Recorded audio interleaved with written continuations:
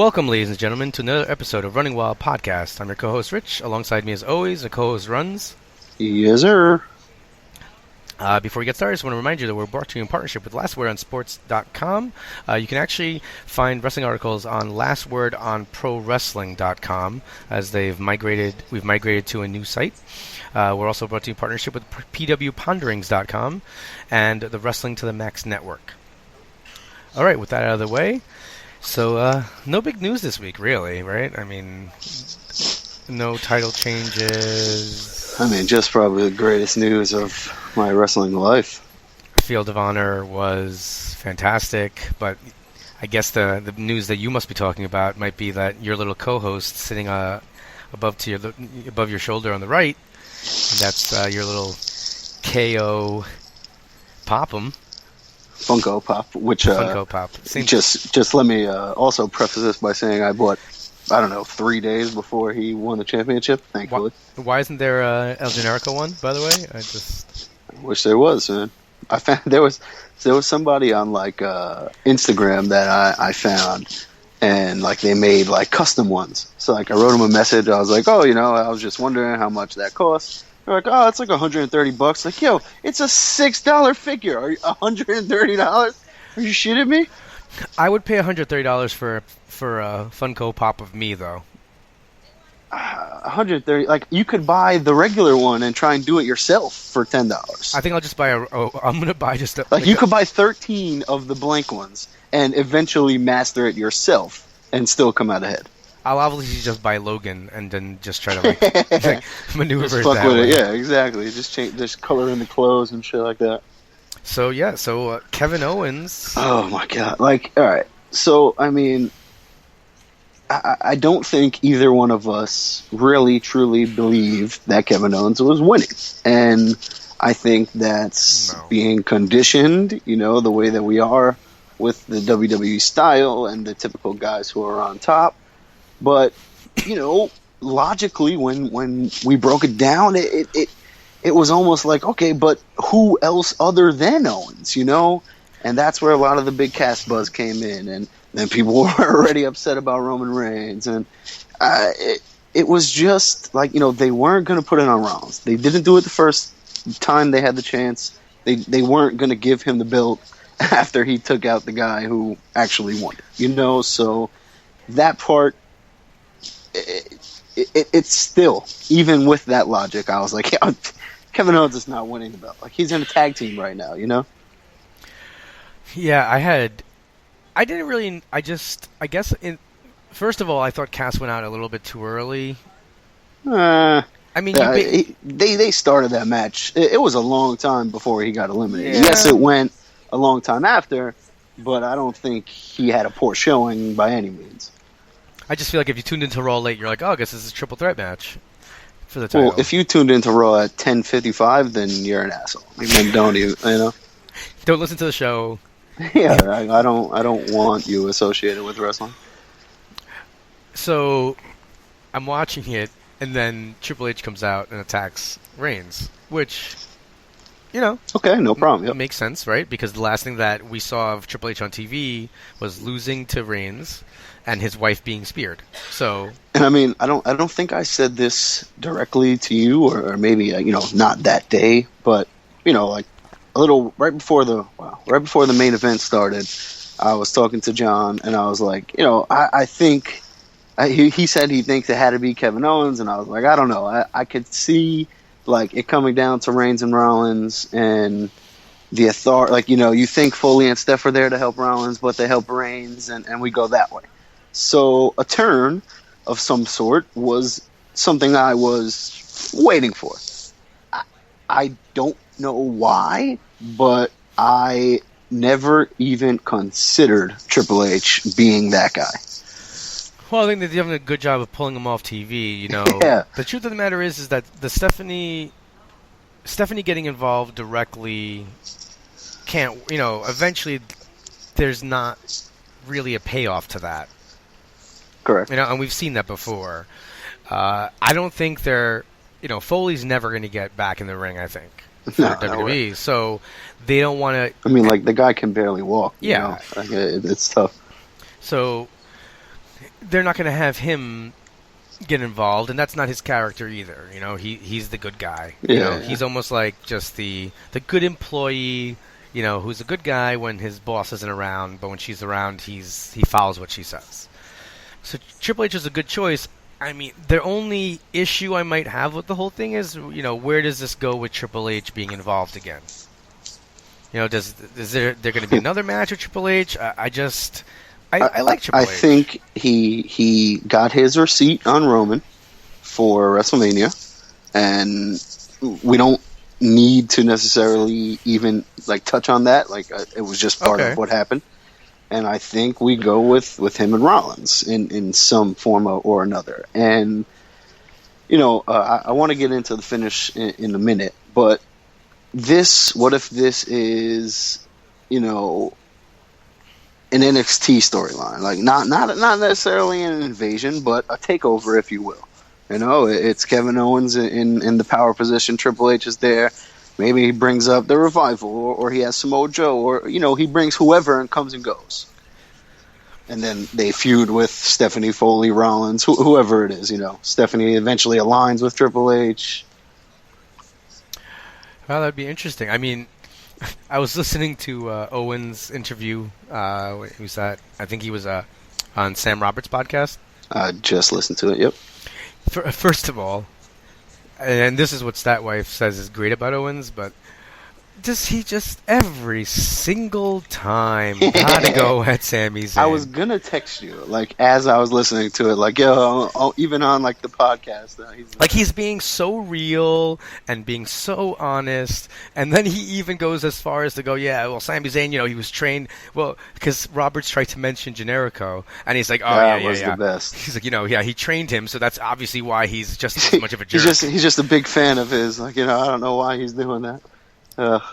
And then, like, at one point, he's telling the story about Austin in the airport, and he says, like, yeah, you know, Sami Zayn was just ready to go fight. And he was like, oh, maybe I shouldn't have beat him up like I did. He's the best. But, you know, now, think about, at some point in the near future, for the WWE Universal Championship, whatever, the main title on Monday Night Raw, we are going to get a Sami Zayn versus Kevin Owens feud. I'm not even going to get excited about that right now. Oh, my God, man. Because all that's going to happen is he's going to lose somehow. But that's what Sami Zayn does. That doesn't matter. Oh, man, the matches they're going to have. Wow. You just heard my giddy little girl laugh. Like, that's how excited it makes me. You know, it's just, like, pure...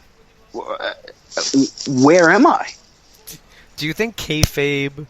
Do you think Owens stays in kayfabe, like, with his son? Like, he's like, oh, I really like Sami Zayn. And he's like, no, Sami Zayn's a piece of trash. Like, or he comes over and he's mean to him, like, at dinner and stuff until the kid goes to sleep. Like, I mean, like, they're boys in real life, you know? So, like, I'm sure Owen knows Sami Zayn. So do you want to talk about the finish first? Or do you want to... Yes. Because we kind of talked about Owen real quick, and I wanted to touch on something, but... Like... Go ahead, you can touch on Owen, and then we'll... All right, so, I don't know, you know, a lot of people have maybe seen it. This writer for ESPN, Amin. Why even bother? Yeah, go ahead. Whatever. Because I want to trash him just here for a second. I just, you know, Owen, Kevin Owens put up on social media that his wife had sent him the reaction his son had right after the win, you know, and then this guy ends up tweeting out basically until he found out it was scripted. So it kind of turned into this whole thing where, you know, people felt that he was attacking Owen Owens. So that would be his name. And, you know, people were kind of really reacting negatively all over. You know, some people were trying to justify it, saying that he was making fun of wrestling and not making fun of the kid. But it just came off as unneeded, you know, like, overall. Yeah, I mean, like, I think in general he was talking about wrestling and not... I'm sure he doesn't know that Owen was autistic or anything like that. So I think, you know, that opened the door. And then wrestling fans tried to defend that. And some people took it off course, some people didn't. But then in reading some of those tweets, it was a lot of just like, oh, come on, man. Like, just shut the fuck up. Like, you know, don't talk about something you're ignorant on, you know? and that part is what got me. And then like there was one of his like tweets that he liked that was like, "Oh, I'll help you, you autistic bitch," and I was like, "What the fuck is that?" Like, you know what? And then like I tweeted at him with the picture of it, and like eventually it was like the like wasn't there anymore. So I was like, all right, whatever. Maybe they're by accident, maybe weren't paying attention, but just not that's a bad coincidence to have on that day. But you know, I mean, it is what it is. I think people took it a little bit out of context. I kind of agree. I think it was that guy Greg was saying it like, you know, if you're going to say something about wrestling and then wrestling fans can't defend themselves because then they're losers and this and that, like then you know, there's no win-win. So, you know, it is what it is. I was annoyed by certain elements, but it wasn't something that I let like fucking take over my life. Oh, no, it didn't bother me. I mean, the fact that Kevin Owens' son is autistic doesn't even matter to me. Like, yeah, what it is like I can come out of people, you know, attacked him as like that's what he was doing. Yeah. I mean, for me, it's like I can come out of the bedroom in the morning if I sleep late, and you know, my son gets excited and he's like, "Daddy!" And that's like super hype level. Like, you know, you don't even do anything. You just walk in the room. It's like you're getting a pop just for like being there, you know? So like when his son is old, you know, obviously when my son's older and can like be happy about something, you know, just don't rain on that parade. You know, and that's really all it is. There was no need, you know, to say that. And, you know, him not knowing anything about wrestling and, you know, not knowing what the title signifies and not knowing who Kevin Owens is and why it's important that he's the champion, you know, that kind of stuff is ignorance. And there's no response for ignorance because you're just going to get more ignorance. You know, like if I explained something to you, like there was a person at my job, I was wearing a Seth Rollins shirt. They were like, "Oh, redesign, rebuild, reclaim. What's that?" I was like, "Oh, well, it's a wrestler, you know, blah, blah, blah."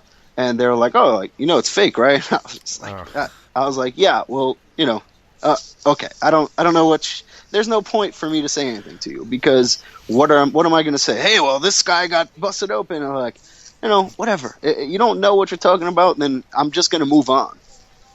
Yeah. A lot of people don't know how to do, and I get it. I get you're defensive about certain things, but you know, it's not worth it. Yeah, you know, it'll always be. There's always going to be a stigma with I think wrestling fans that you just got to deal with. You know, you just kind of got to ignore it at a certain point. You know, and just kind of move forward. Understand that it's something that you like, and people who don't watch it aren't going to get it. Yeah, exactly. And you know, I think Rosenberg mentioned like you don't want someone like him to get it. You don't want someone like him to finally be like, "Oh, yeah, okay, I understand what you're saying," because then it's not a wrestling fan. You're a fake fan. You're someone who just jumped on. You know, it is what it is. But now, I think it was discussed on Shoemaker, but I thought it immediately. And I noticed this part. Actually, it was on the Taz show, which I've been listening to a lot. It's actually very good. And it's every day, so that's pretty cool. Red Hook represent? So, you're not from Red Hook. Well, anyway. I mean, I hang out in Red Hook, okay? Anyway. So, right when Triple H throws Owens in the ring, he says something to him. And, you know, like, he's pulling him in, he whispers something, throws him in the ring. And right there, I was like, oh, he's turning on Rollins. That's it. Like, in my mind, what he just said to him was, like, instructions. And Taz questioned, and I had the same thought because his reaction was so amazing. Did Kevin Owens know? Is it possible that Kevin Owens was not aware he was winning the title at that moment? Triple H whispers something, throws him in the corner, you know, and I think Taz said it, and I completely agree. That he said, like, yo, you're going to win the belt. You're going over. Follow my lead. And then Owens just followed his lead. Like, that reaction on Kevin Owens' face, I don't care how good that man is, that was one of the greatest reactions I've ever seen. And it was so pure. Like, I don't know. That would be... Wow. I mean, I don't know if there's anything better than that. Like, while you're in the middle, to just to find out right then that you're going to win? You know, now my questions are like, well, then how do they even have that match? Like, if he doesn't know he's winning, you know, Rollins probably knew. but I don't know. Maybe they just told them Rollins was going over, and go on from there. And if that's the case, then my God, great fucking job, WWE, because it made the moment that much better. And if not, then kudos to Kevin Owens for selling the hell out of it. But either way, great turn. I didn't really see coming. Even if I did, I still enjoyed the hell out of it. Rollins took that pedigree better than anyone I've seen in a recent while. Like, struggling to get out of it and stuff was so good. After the fact, like, Rollins getting in Stephanie's face, I don't know if you saw, like, they posted on WWE.com, like, what the hell was that? What was that? And I love Triple H getting in Foley's face. That was just perfect. And Stephanie's look, perfectly done. Perfectly done. I think the best part about it was, my favorite part was when Triple H had Rollins hooked and just stares at Owens like, yo, dude, doing this for you. Like, that was the best part. That part was fantastic. And then Owens pinning Rollins and just staring at Triple H like, what the fuck? Was just, that added to it so much more. And wow, that was pretty much my exact reaction, because I wasn't expecting Kevin Owens to win the title on Monday Night Raw, and to see it was something else. It's one of those things. Yeah, maybe it'll happen, but I got to see it to believe it, especially in WWE. And wow, congratulations! It's been a fun journey watching literally everything he's done from Ring of Honor. The first time I ever went to Ring of Honor, we watched him and Generico versus the Wolves, Ladder War, and I was sold. That was it. Kevin Owens was legitimately my favorite wrestler. And watching Ring of Honor, PWG, Squared Circle Wrestling, all of that stuff, when I heard he was the champion, or I heard he was there, it made me want to watch it. Opened my eyes to Adam Cole and Elgin and all of those guys. So, little do we know how much someone like that will affect our life, or just not necessarily personally, but just enjoyment-wise. And it's amazing. I mean, almost bigger news than that on Monday Night Raw, of course. Sami Zayn, with an ankle injury, was able to beat Jinder Mahal. Yeah, I think I could beat Jinder Mahal, like, now. Like, right now? Like, yeah, like, if they called me, like, hey, you have a match with Jinder Mahal, you're going over. All right, no problem. Shoot match? Yeah, no problem, sure. Clearly not a shoot match. Okay, all right. But I think over-wise, I mean, why? I think I said this a few weeks ago. Why the hell even bring this guy back? You're not even using him. Well, what the hell was the point? I think his whole gimmick now should just be like that nobody gets his name right and they call him Ginger Mahal.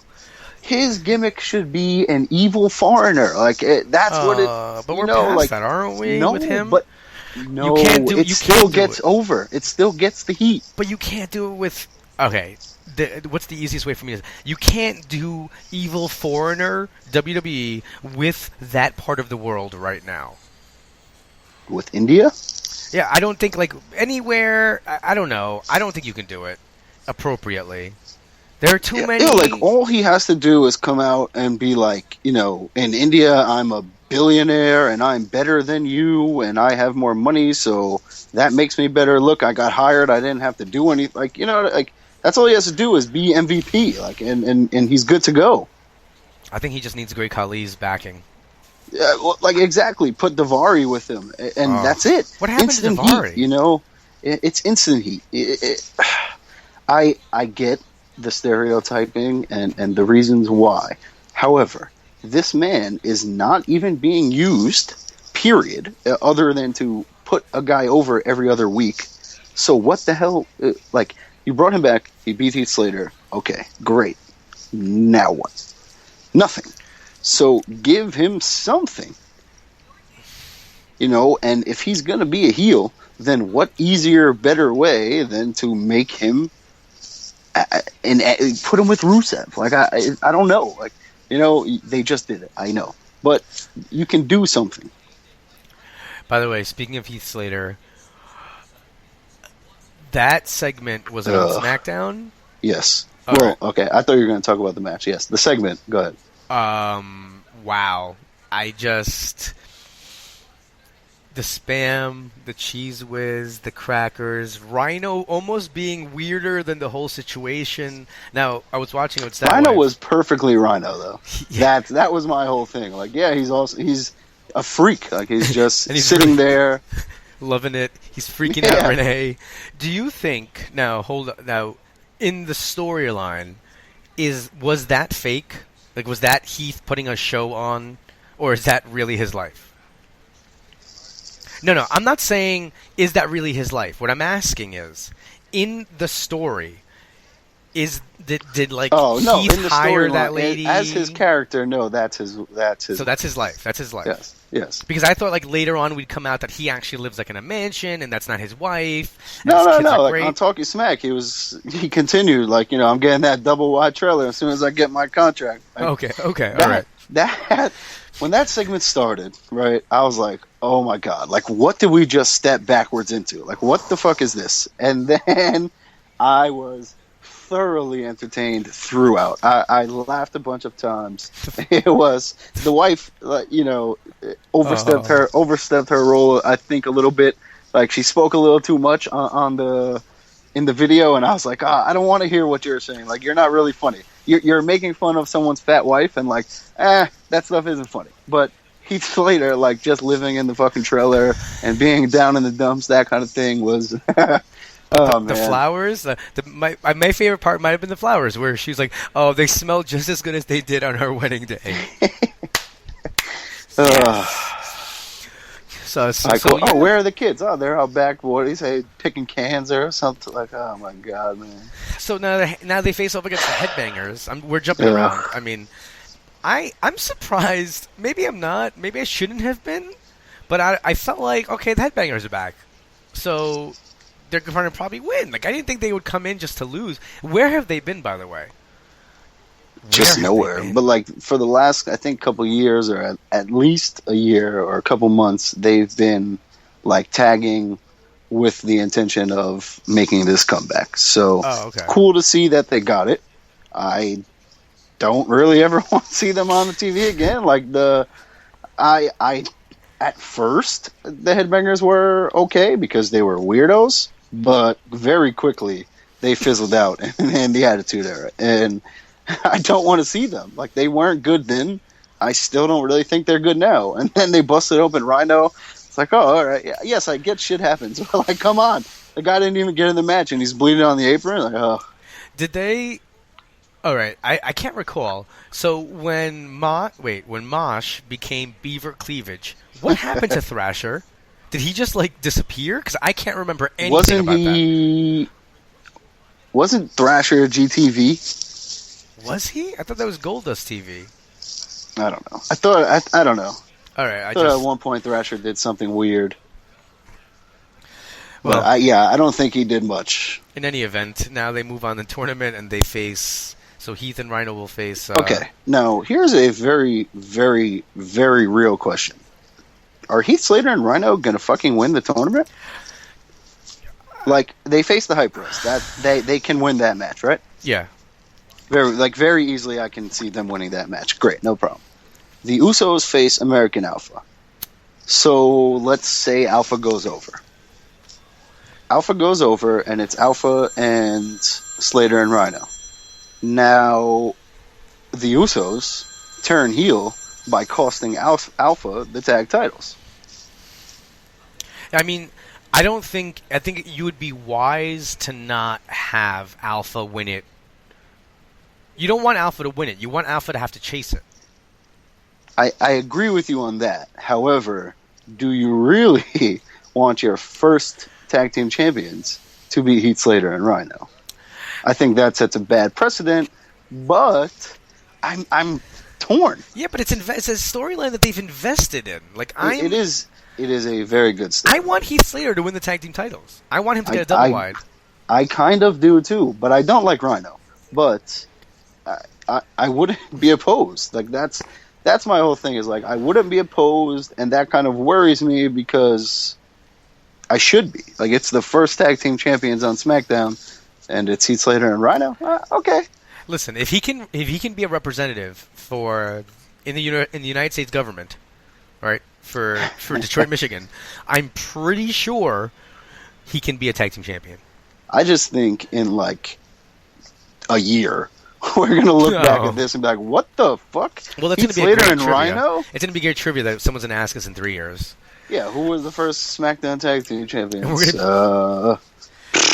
Would you, by the way, I'm generally politically irresponsible, so when Grandpa... Go ahead. You don't even need to finish the question, but yes, I will let you finish your thought. When Grandpa Al was the grandpa on the Munsters, all right, and he ran for mayor in New York when I was like 18, or it was very close to like the first time I could vote, and I legitimately voted for that man for mayor because whatever, I'm just an idiot. I would vote for Rhino. Would you vote for Rhino if he ran in New York? I'm really struggling to find a wrestler that I wouldn't vote for. I think at this point, Hogan I wouldn't vote for, though. I think he'd ruin America. I would still vote for him because he's Hulk Hogan. Like, a wrestler? Are you shitting me? You know, I don't care what would happen after. I really... Virgil. Hulk Hogan would leg drop Al Qaeda. Like that. The memes and the things that would come out they would be fantastic.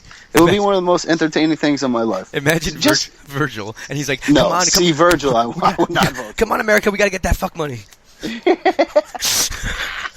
Meat Sauce Mondays, free Olive Garden for everyone. Oh man! All right, so there's a lot of other stuff on Raw that we kind of skipped over. Is there anything? I feel like that was the biggest. I mean, the match was obviously the biggest thing, but I feel like everything else kind of was smaller. I loved Bayley with New Day. That was amazing. That was fantastic, and like I think people are really overreacting to like, oh, Bayley's part of the New Day. Like, no, they're just boys. Like, yeah, I've seen them on up, down, down. Like they tweet at each other all the time. Like they're just friends. So yes, it makes perfect sense to put them together on TV. But like Bayley is not a permanent member of the New Day. Like that's not a thing. I don't think. I almost think that, like, all right, when I saw her interaction with them and then the way she was in the ring, is she almost a little bit different, like a little goofier? Nah, she's always. I almost feel like I like her better now on Raw than I did on NXT somehow. I think she just feels bigger on Raw, but that's always how she's been. Is that like, hey, let me give you a hug? Like that's where all that. Shit she's started, always been. You know? But she's been like. Okay, so I feel like that was more like her being, like, legitimately, like, a nice person, but I feel like on Raw she was a little goofier. Like, she was, like, just having, I don't know. I mean, I'm sure she was having fun. Yeah. But, you know, I think with the New Day, that lends itself. You know, it's the New Day, they're a joke, this is funny, so it's just kind of a natural thing. And did you like Dana Brooke? Yes, that was really good. I thought. I really liked her, like with the glove and snapping it into place. I was like, oh god, but she fit perfectly with them. I thought. I wonder if they'll ever think about bringing in the Bullet Babe. She's wrestled in the Ring of Honor a couple of times. Why not bring her in? And that's because you got to pay people money. Well, but that's kind of what I picture Dana Brooke, because Amber O'Neil is not that much different looking. Like she's a big blonde girl, right? Yeah. So like that's I was like, oh well, that's kind of fucked up. Like they just replaced his wife with a different person. Wait, I she's married to Gallows. Oh, Amber O'Neil. So yeah, I mean, I enjoyed that segment. I enjoyed Raw pretty much. Period. The opening was good. It was a enjoyable episode. I like that Cesaro lost again. Good stuff. Keep going, and we're gonna get somewhere. The greatest thing I can say about Raw is this: Statwife and I had stayed up way too late on Saturday and Sunday, so the baby wakes up early, and that kind of is difficult to deal with when you're only like 4 or 5 hours sleep. So she said on Monday, I'm so happy it's Monday because I'm gonna fall asleep during Raw. And she stayed up and watched the entire thing. And I think she took like a little break, like for 45 minutes, and went and stopped paying attention during the middle of it. But she stayed up the entire time, and I think that's the best thing I can say about Raw, because almost every week she is asleep by 10 o'clock. And this week... I mean, both of you are asleep by 10 o'clock. But, that's beside the point. I'm going to edit that out, just to be clear. Why let the facts get in the way of a good story, right? So then SmackDown, we started off with Miz, which I thought was a good way to start. All right, well... Yeah, so we'll jump right into this. What the hell was real on that thing, and what the hell is not? Because I have no idea. That whole segment last week on Talking Smack was ridiculous, and now this week we get told that WWE doesn't want them together. They're being kept off screen. Bryan says on ESPN that he legitimately almost punched Miz in the face, and that's why he walked away. And if they're lying, then Daniel Bryan is wrestling. Like that's all there is. But why? I don't know, man. Like the things that are being said are real things, and I don't know what to make of them. I think it's all a work. I do. I think the whole thing is a work. I think that maybe because they said real things, they both were able to react in a way. Like, they actually got mad about what was being said. Like, they were able to work themselves up more. But I think it was still a work. But, so then why have Dolph Ziggler step right into that feud? Like, they didn't address it on TV. That was it. Done. Because I think it'll end up coming up at some point. Like, maybe Miz beats Ziggler, and then Bryan goes, you know what? You cheated. You're soft. Well, why wouldn't Bryan come out and say, like, hey, maybe that's true, so I'm going to put you against Dolph Ziggler. And then you go from there. Like, they just switched in Dolph Ziggler in place of Daniel Bryan in my mind. All right. I mean, I don't know. Maybe it's just to sell it. Maybe. It just, something about it feels a little off. I think whatever was supposed to happen... they were supposed to just have a promo, go back and forth. I think Bryan said some real shit, and Miz took offense to it, and he went. And, whether those shots were cheap shots or not, Bryan saying he wrestled like a coward, that kind of a thing, is maybe that's a cheap shot to the Miz. So, I don't know, man. Like, if it's real, I couldn't tell you who's right or who's wrong. If it's not real, then... kudos to you, because you have me and at least half of the world believing that it was. So, great job. If you are wrestling or you just defeated someone who's able to wear a headband on their bicep, do you then come out wearing the headband to show that your head is the same size as his bicep? Well, I mean, a headband stretches, but it makes AJ like that much better. It's this character of AJ is easily the best he's ever been in my mind. Like, he was always awesome in TNA, but there was never that character. Then he found that character in New Japan, put it together with the matches. Now it's everything turned up on WWE TV, and he's gone to another level. You think he beats Ambrose at the next event? If you're booking WWE and you see the reactions and stuff right now, what do you do? I mean, AJ wins. Right, I believe so. Like, the reactions he's getting, and the fact that he beat John Cena clean, kicking out of a top rope attitude adjustment while doing so, I think they're ready to make that move. And yes, maybe that makes Ambrose look better if Ambrose beats him, but I think Ambrose is struggling right now, and I think he's better as the chaser. So I think it's not a bad move. Yeah, I don't know. I feel weird about this because I like Ambrose, but I just don't feel that it's working. I don't know why. But I just don't feel like people really care about him being champion. Yeah, like I can't put my finger on what it is that's particular, like you said, but the crowd is not giving him the reactions that he should be getting, and Austin shit on him on the podcast, so maybe, inside the locker room kind of a thing, there's some resentment or, I don't know, something like that, some belief that he's not doing everything he can or something. I don't know, but it's interesting, man. Because he was hot in the Shield, he was hot after the Shield, and kind of just falling off once he won the belt. So AJ took on, I'm blanking out right now. Apollo Crews. That was a good match. Yeah, I mean, whatever. Like there was no way Apollo Crews was winning, so there's always that. But that's okay. It maybe it sets up a challenger when he wins the belt and that kind of a thing. Whatever, down the line type of scenario.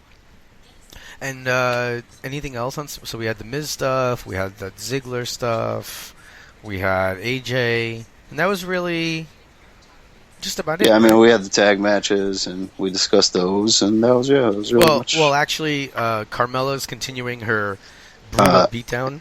If you didn't see that one coming, then you haven't been watching TV. Like, as soon as Nikki Bella was there, I was like, oh, hell yeah, Carmella has to come out and beat her up. Like, there's, perfect. And Carmella did a fantastic job again. Like, she legit makes me, like, I enjoy it, but I still get a little like, oh, what an asshole. Like, I still get that way. So that's amazing. Interesting fact. First of all, Statwife hates JBL. Can't hate anybody more than JBL. And I'm not sure if it's just JBL doesn't know how New York works, but he just kept saying, like, about how in her hometown of Brooklyn. And it's like, do you not know her gimmick is the Staten Island princess, bro? Well, I mean, from New York, I guess. Like, Enzo is not from New York, and he did a whole thing on being from New York. Yeah, but she's... I don't know. All right. It just... As somebody I get Brooklyn's not her hometown, but New York is. Like, grew up in Queens, live in Brooklyn. Don't say Staten Island is the same thing. Please don't do that. That's everybody knows that. Everyone in the four boroughs, my apologies, knows that you don't include Staten Island and Jersey together. Just don't go there. Come on. Rather upsetting. But I actually enjoyed the women's match. I love Naomi's entrance. It's fantastic. I don't know why no one's thought of that before. Why has it taken so long for someone to do that? Yeah, I really don't know, but it's great. Like it works. It was pretty cool. Like, I was excited to see it in person. Like, when she was coming out, I was like, oh shit, Naomi, all right. And I was like, what the hell is this? Like, why am I, like, but that entrance is dope as hell. And so, whatever, it works. All right, then we had Cruiserweight this week as well. Uh-huh. So the big matches, you had Kendrick fighting Ibushi, which was the last match, which I thought was fantastic. I mean, I thought that Kendrick sold it so well, and then afterwards they had the backstage segment with him and Daniel Bryan, and Bryan came out and, like, Kendrick was, like, crying, and they were hugging each other, and I thought that was a shoot. Like, I don't even know if that was work. Like, it just felt... I mean, like, I saw in the ring, like, Bryan was crying, so, I mean, that definitely... I gotta watch it again because I really want to listen to the commentary, because I saw people saying, like Daniel Bryan just loving Brian Kendrick was, like, great TV, and, him just legitimately rooting for him and cheering him on. So I want to listen to that and see for myself. But I got a chance to kind of just check out the matches. I was watching while I was doing something else. But this is what I expect every week. Like, there's phenomenal matches. There's, for me so far, still predictable winners. But it's great, man. It is so enjoyable and so good to watch. Something we definitely look forward to every week, and that's all I can ask for. Yeah, so this is the end of the... Wait, is there... This is the start of the quarterfinals. Yeah, this is one more week. So, then... and next week we get, what, TJP, Swan, and Sabre Door, right? Oh, man. So those will be good. And the finals, I just can't... I'm not going to the one thing I won't do for the finals is I'm not going to look at anything. No, the semifinals are off limits. Yeah, semifinals and finals, that's it. Like, I just want to... And now it's... I'm terrible with math, but they're going to be wrestling on next week is the 7th. So that's the end of the quarters. And then the semis start the 14th. I don't know when the semis start, but maybe that's something that they throw on Raw with the cruiserweights. You know, I mean, they announced... Oh, well, it would be tough because of Ibushi and Sabre not being under contract. But, you know, whatever. I think they could figure that out. All right. NXT was pretty good. I mean, nothing really to write home about. I didn't feel. You had Shinsuke come out at the end and talk about how happy he was. It felt like one of those weeks where it was just like a little bit of a reboot. You know, hey, here are these 3 new guys, and for the past 2-3 weeks, Ty Dillinger has been the opening match and gotten clean wins, so that's cool to see. I'm glad he's finally getting some type of a little push. So, you know, I'm fine. They need to do these shows. They need to keep refreshing the roster and showing new talent. So it is what it is. Yeah, I mean, especially...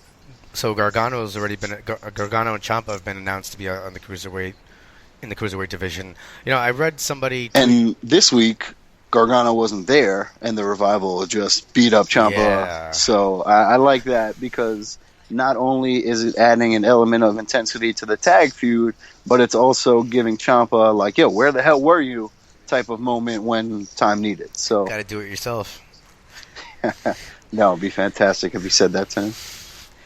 I mean, the only thing that concerns me about the cruiserweight is how many matches are they going to get on Raw a week? You're going to have like 16 dudes and 1 or 2 matches? Well, I mean, you have 100 guys on the roster, and there's 6 matches on the show. So, like, I don't think it's anything new. But maybe they get an hour, so maybe they have 3 or 4 matches. Maybe we get 2 matches, like you said. And, I don't need to see all 15 guys every week. But if these guys are also on NXT, then that helps out greatly. And I think that can also play into a little bit of Triple H's storyline with Owens.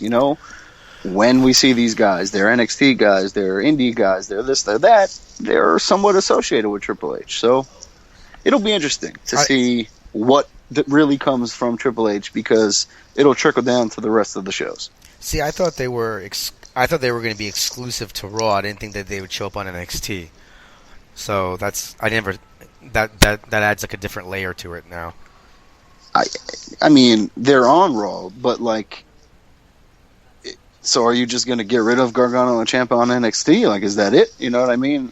I think some more than others will definitely be like, Norm Dar is not just going to be working on the main roster. Like, I can't see that. Like, he's not a main roster performer. Like So I think he could use that seasoning in NXT and get used to this and get used to that, and kind of like practice. I think they're going to be more so NXT talents who just travel to Raw.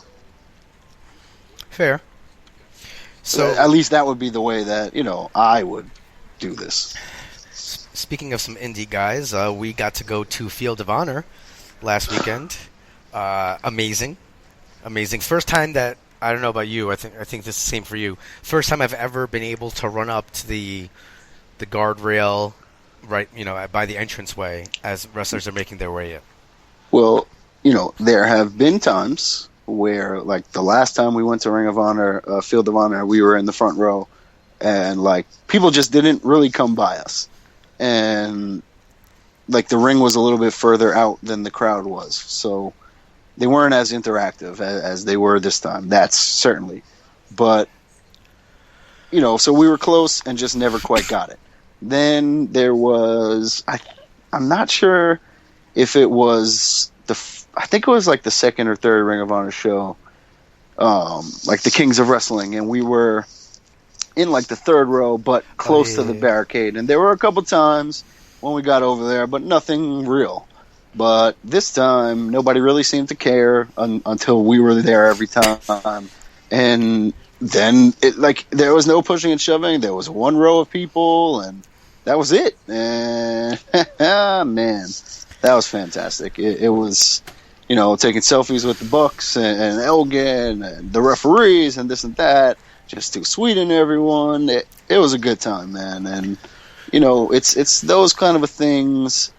Like, there was a guy sitting next to us, dressed as Kenny Omega. And after Elgin had his match, Elgin was walking to the back, and he saw the guy as Kenny Omega because he was standing 2 feet in front of him, and just stopped, looked him up and down, and then, just, sighed and dropped his head. And it was one of the funniest things I've seen.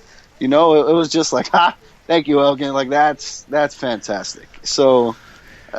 just those kind of interactions are what makes going to these kind of shows so much fun. I thought that was a great event, top to bottom. I didn't think there was any match that I didn't enjoy. I mean, I said this to you on the car ride home, that I literally didn't remember anything that happened in the ring because I was just so excited or just enjoying myself so much with saying what's up to the wrestlers and going to this and that. I enjoyed the hell out of the show. It was great wrestling, but there were other elements that I was enjoying more so. But, I can't wait to watch it on when it comes on demand or when they release it on TV. So that'll be a lot of fun and that sort of a thing. Yeah, part of them. So they're going to, I don't know how they're going to do it because they said it's going to be VOD, but at the same time, was it 3 times they said that they were doing something for TV? I think so. There's 3 matches, yeah. So they had us cheering, and I think, just watch out. In a couple weeks on ROH TV, you might see Running Wild podcast guys front and center in front of the camera. There's no way that you don't. There's one time we were at the barricade when they started, and the guy was right. Literally zoomed in on my face and the guy next to me. So if we're not, then I don't know. It's a conspiracy, like the Evolve footage where it would pan to the corner, stop at us, and then go back the other way. So, I guess we'll see what happens when the shows are released. Oh, no, they'll be like, wait a minute. Is that guy who gets way too excited when he sees certain wrestlers? We got to get him off camera. Sorry. Yeah, get rid of that. But that was pretty much everyone who was there in Ring of Honor, so that works out. We weren't the only ones. So the card was great.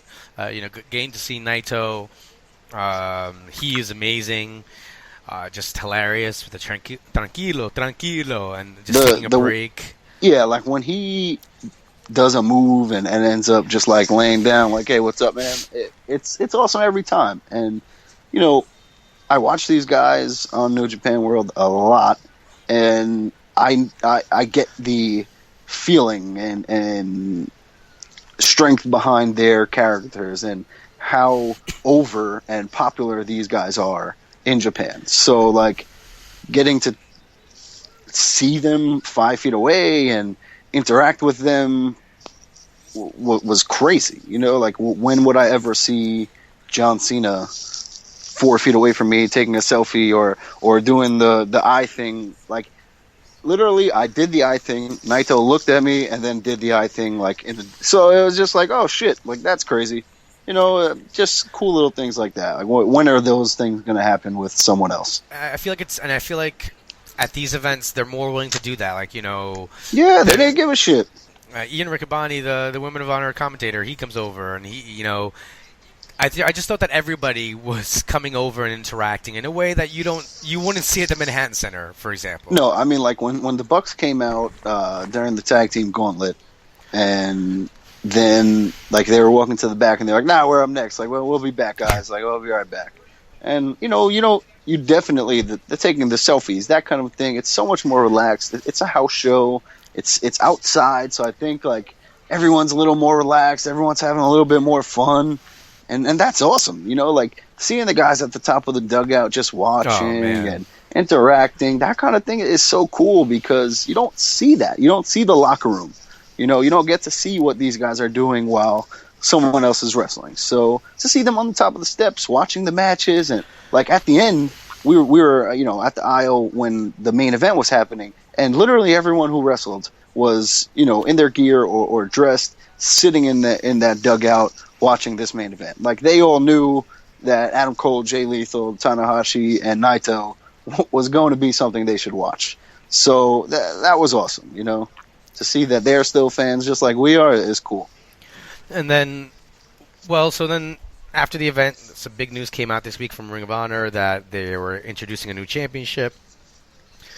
A lot of people, yes. A lot of people were not sure about what it was going to be. So the news was that they came out with a six-man title. I actually thought that they were going to come out with a Women of Honor title just because they've been really focusing on that division. And even at the Field of Honor show, I mean, the match wasn't part of the main card. Like, it felt like it started a little bit before the show started. But, Mandy Leon is from Brooklyn. She came and ran out and helped Deonna Purrazzo, Who does commentary for the women? So it was Ian Riccaboni and Vita Scott. On, like, the Women of Honor, like those, the complete shows, like that's who does the commentary? Sometimes it's BJ. Since he's been evil, he hasn't been doing it. Because, and also if there were times where he'd be on commentary, but if Kelly Klein's coming out, since he's kind of like mentoring her, he'd be like, I'll be right back, and then he like goes to the ring with her, and Ian might be by himself. If Vita's not wrestling, then a lot of times then she's on it. Of course, if she's wrestling, then she's not on it. I was just asking because, like, from what I see, and this is like probably why I haven't watched more Women of Honor, is like it's a separate event. It's a separate show, and so I get why I get that, but like, are they trying to make it like? I feel like they already had a relationship with Shimmer or Shine or whatever. So, they were like, oh, they're sister company, that kind of a thing. So if they're trying to make it like its own thing, then that's a little weird to me. But I would just like it to be part of the show. You know what I mean? Like, to me, it says, that when it's a separate show and they're on the pre-card and all of that, it's like, they're not good enough yet to be on the main roster. But that's not true for them. And it doesn't make sense. They're exactly. So that's my whole holdup, is like, just when they start getting, and not that they're not getting respect, but when they start getting more on the cards of Ring of Honor, then that'll be something that I'm more interested in, is when they're a part of the main show. I mean, as they should be. I wrote about it. So after the announcement that they were coming out with the six-man championship, I wrote an article for Last Word on ProWrestling.com about how the women deserved the title, and how, like, for example, Mandy, when you have a hometown person, that's always a great pop that you're going to get. And Mandy Leon and Deonna Purrazzo, they kind of like when they rebooted the Women of Honor matches, they were the two that, like 2 years ago, or a little over a year ago actually, right after Death Before Dishonor in Baltimore, they were on that show. They started it off. So now you have Taylor Hendricks, who plays a really good heel. She goes out and she ends up beating Purrazzo and then starts putting the boots to her, and Mandy comes out. And the problem and I wrote about this, the guys are still, a lot of the fans are still standing online trying to get autographs. You 100%. You didn't. Like, we didn't. We were looking for parking for half an hour, but like, we got into the stadium as the match was like 3 minutes, like, till the end. You know, so yeah, I completely agree with that, and that's my biggest thing is, just show them a little more respect, and maybe that's where this is going. Maybe it's building up to that point. So hopefully we're not too far off. And I had a question. When Taylor Hendricks was wrestling, when Truth was there, he would come out with her? Yeah. Okay, so that's good. I like to see that. A woman with the manager is something different, so that would add a cool element when he comes back. I hope he comes back soon. I missed that guy on TV. He's so good. Yeah, I mean, Taylor Hendricks is easy on the eyes, so I enjoy watching her wrestle. She's been great. I mean, I like a lot of what they're doing there. They're keeping Hendricks away from Klein, so Klein's got this kind of undefeated streak going on. I kind of wrote that she's like their Brock Lesnar. She's like, people put up a good fight, but she in the end just is too much for them. And if you have a title, then when the face does defeat her, it'll be more exciting.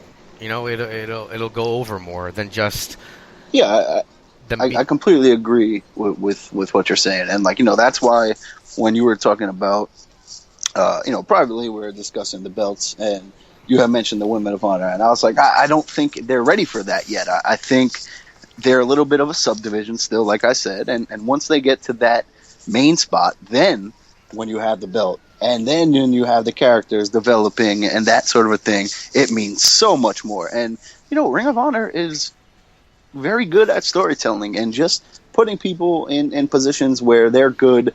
Their characters don't have too many layers. They are what they are. So it'll be interesting to see what they do with the women. And, I'm not the biggest women's wrestling fan. Like, I don't go out of my way to catch Shimmer and those kind of shows. So I don't know the women that are going to be in Ring of Honor. So that's going to be interesting to see, how they introduce them and that sort of a thing.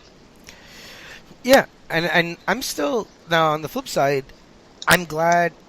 I wasn't really sold at first, but the more I think about it, the more I actually like the idea of the six-man title. Yeah, I mean, I was definitely a little more in favor of it than you were at the beginning. But, they're going to have the matches, so why not have a title for it? It's a big part of New Japan, so that relationship, it's a big part of CMLL. So, it'll be a cool tournament. We'll definitely get some from different teams, and, it's something I've enjoyed. I think it's actually this weekend or coming up soon is King of Trios and Battle of Los Angeles. So those are two things that I really enjoy. Like, I enjoy the hell out of some certain six-man tags. Yes, I don't like seeing them every single week. I think they get a little watered down. But I enjoy those tournaments because you get teams sometimes that aren't really teams, and it's fun to see who allies up to go after these titles, Yeah, I mean, Ospreay is going to be on the cards in England, and he said that he'd be representing Chaos, so maybe, he'll be in the tournament with two guys from, maybe with Romero and Trent, and Ospreay team up against somebody else. This is also a way, I don't want the Cabinet to have the tag team titles, but I would be totally fine with them having these titles. And I feel like at some point they're going to need something in some way to... I think right now they need something in some way. Yes. Yeah, I completely agree with that. Like, this gives an opportunity to, like I was saying, some people who ally up. This is an opportunity for them as well to get a shot at something. Completely agree. All right, so it'll be interesting to see because they're going to be used in New Japan at some point. So it'll be interesting to see how Ring of Honor-ish these titles stay, and the never six-man tag and the IWGP tags, like, they bounce back and forth like nobody's business. So yeah. It'll be interesting to see, like I said, what happens once these titles are there and they're being defended in Japan, and because with the six-man tags and the openness of them, anyone can win them at any time. So it'll be interesting. Yeah, it's definitely going to make six-man tags a lot more interesting for me because sometimes I just feel like six-man tags or eight-man tags are just a way to get all the talent in there, and this makes it more meaningful. Yeah, I mean, when there's no point, they're, like, they get pointless. They become meaningless. Mm-hmm. So definitely having the six-man tag titles will add to that. And hopefully, eventually, Kenny Omega, I get it. He's huge in Japan right now. But these issues aside, hopefully this guy gets the Ring of Honor soon because there are some big things he could be doing there, and I would really love to see it. In complete agreement. All right. Well, I think that's kind of it for the PW Insider, Pro Wrestling Insider rankings came out this week. I think it's Pro Wrestling Illustrated. Sorry. They came out this week, and Roman Reigns is number one. Yeah, I mean, we discussed this a little bit off air. It's for those who don't know, it is a kayfabe list. It is based on wins and losses and title wins and that sort of a thing. So, it is what it is. Roman Reigns is not the best wrestler on the planet, but in kayfabe-wise, perhaps he was the most successful this year. And, Yes, it's not the list that I want to see, but it is enjoyable to see where they rank these guys based on what I'm actually watching on TV, because that's kind of, the point. You don't rank basketball teams based on their talent, you rank them based on how good they're doing. So it's cool. Yeah, I mean, maybe I'm just being a little bit of a mark for women's wrestling this week, but you rank 500 wrestlers. You can't get any up there, any women? Well, I don't know that they're included. Yeah, I'm not sure. I don't think they do, but I'm wondering why not. That's my only. They might have like a separate women's list. I don't. But like a lot of other, how many companies featured women predominantly? So True. The top ranked woman would be somebody in a company that a lot of people don't know, but that's fine. But like, how are you going to rank Nikki Bella? Like, is she? I don't know, or not Nikki Bella. That's a bad example. But like certain women who don't wrestle, like they have a match every month. You know what I mean? But with the match that we watched last year between Sasha and Bayley at NXT, it's just one of those things that was in such a big platform. That. I don't disagree. Yeah. And on a side note, all right, I know it's kayfabe, right? And they probably don't really care about it. But if you're Nick Jackson, are you just a little upset that Matt's ranked ahead of you? Like, or does Matt rub that in? I forgot to look where they were ranked. So Matt apart. Was ranked ahead of him? It's 3 apart, yeah. So I guess because when Nick got hurt, maybe Matt had another match that he won or something like that, Yeah. But I just like the idea. Like, if I were Matt, I would never let Nick live that down. No, 100%. Like, I don't know. I don't think you've ever listened to, like, the Talking Chop with the Bullet Club guys. But, like, every episode, Carl Anderson would be like, oh, and Carl Anderson, I went to the finals in the G1 2012. And, like, they were just like, oh, here we go.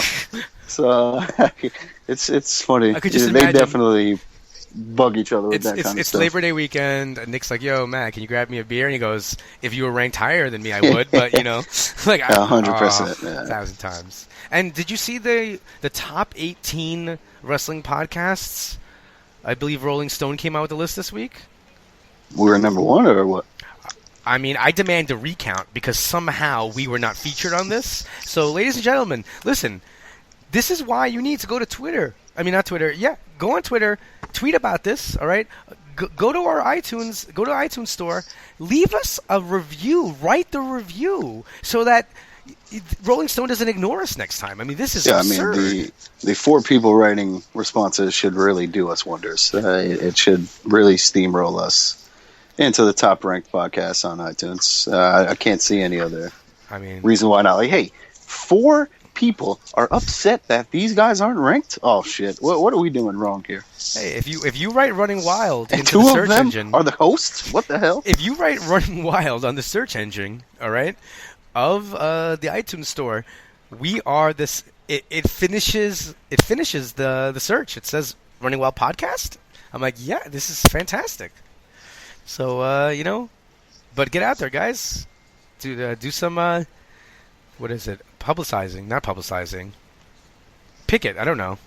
Picket. We want to see riots. We want to see people with signs. Something. All right. Do you have anything left for this week? I don't think so. I think I irritated you for the last time. All right. Well, with all that, I just want to remind you guys to go. Please make sure you guys actually go over and click on Last Word on Pro Wrestling. We used to be Last Word on sports/wrestling. We now have our own URL, and we're covering a lot more. It was a little bit WWE centric, and I was kind of like the ROH guy there, but now we've been publishing a lot more about Chikara and just all different wrestling companies. So it's become a little bit more diversified. So please go over and take a click there. You can always find my writing over at pwponderings.com. Follow us over at Running Wild Podcast. Running Wild LWOS on Twitter. If you see any lame tweets, those would be me. If you see any poignant, interesting tweets while you're watching wrestling, follow along. Runz has done a great job of being on there, being very active during the events, so make sure that you're following us along. Also, you can follow me on Twitter at rich_laconi, and you can find us everywhere you can find your podcasts, whether that's iTunes, SoundCloud, Stitcher, and just tons of places. Just Google our name, you can find us somewhere. And with that out of the way, I want you guys to have a fantastic Labor Day weekend. And don't forget that you've been listening to the podcast that is just too sweet.